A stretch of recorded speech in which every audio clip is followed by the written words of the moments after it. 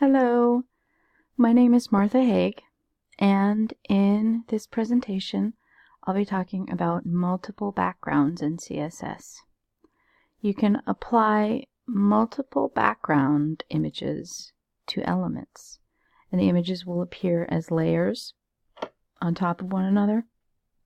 You can layer as many images as you want using CSS to style and control everything about them, from their source to their size and position on the page.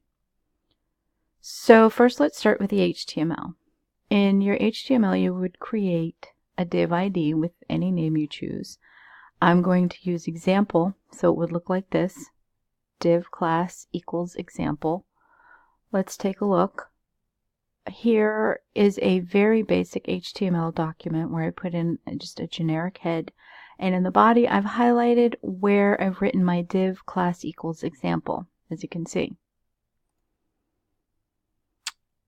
And that is all the HTML you need to begin. All the real work is done in CSS, so let's take a look at the CSS file for my page. Here are the contents of my CSS file. I've called out the part for my div example, and this is designating the size of the element, as well as the location, appearance, and position of the images. Let's go through each one. First, the width and height are set to the desired proportions of your div element. If you were making a header, obviously the height would be much smaller, but I wanted my background to cover the whole area.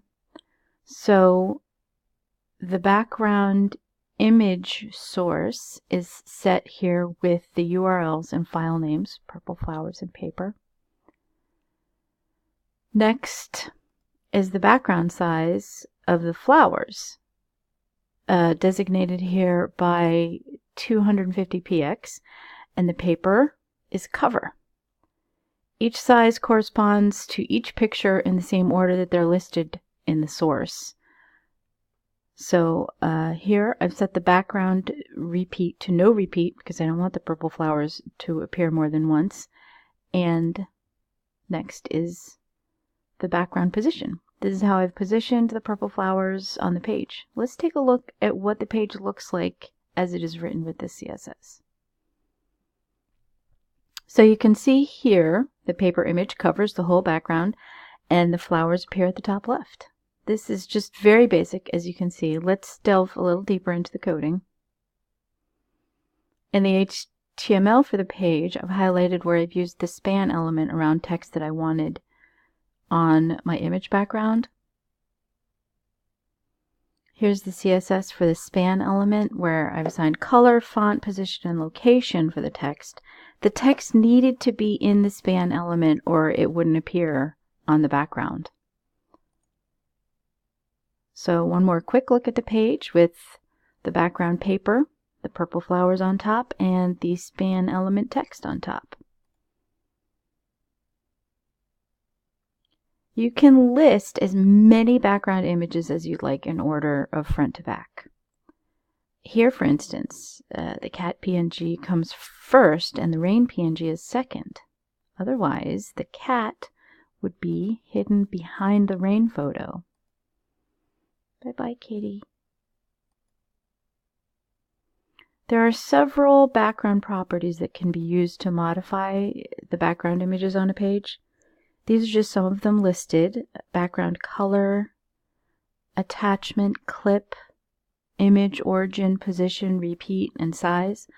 I'll give you a more in-depth look at the ones I used in my page, which are background repeat, background size, and background position. First is background repeat. Here we'll see what happens when various values are entered into the background repeat property in CSS. First, you see that repeat X repeats the image across the X-axis, and repeat Y does the same across the Y-axis. Repeat tells the image to repeat itself everywhere in the viewable area, with no overlaps and no space in between. No repeat ensures that just one picture appears. Space displays the images multiple times with space between each one, and space repeat sends the moons on repeat with space in between.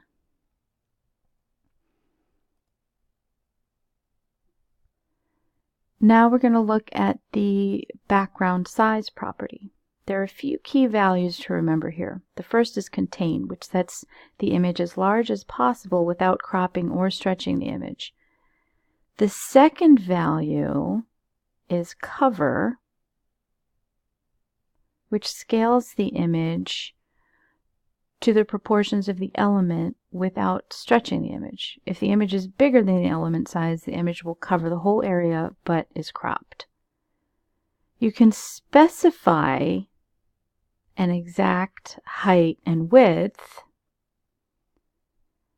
The first value will be the width, and the second here is the height, 300 px wide by 150 px high, and you can see that the hand is all screwy and stretched. A better option here would be to make the height auto and control the width only. Lastly, you can write a percentage, which sizes the image as a percentage of the proportions of the background element.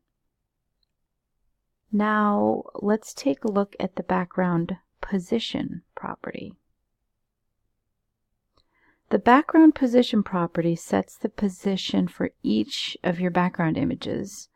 The positioning of an image is in relation to the proportions you set for the original div element. As you can see here, you can position the image anywhere you want by putting in different values. Top makes the star appear at the top. Left brings it right over here to the left side, and center puts it smack dab in the center. If you use percent values, you can get a more precise positioning. As you can see, this is 25% from the left and 75% from the top. The default is left first, then top. But you can also specify bottom and right.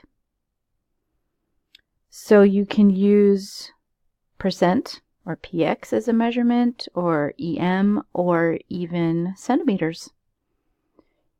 You can really play with it to place your image exactly where you want it.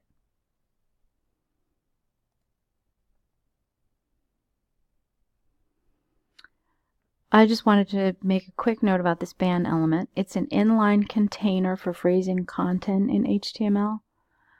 It can be used to group elements for styling purposes using class or ID attributes. It's very similar to the div element, except that div is a block level element where span is an inline element. In the HTML here, you can see the span element has been used,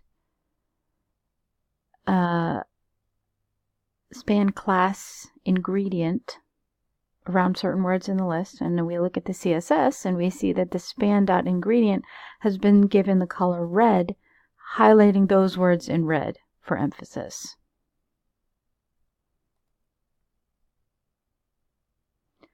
So basically, you can manipulate the background property to display multiple pictures and or text in layers on a page. It starts with a div and a class element in HTML and finishes with a bunch of background properties in CSS. The result is a beautiful array of images in whatever way you want. Before we go, I'd like to give a shout out to all the wonderful photographers whose pictures I used, from Pexels, Upsplash, and Pixabay.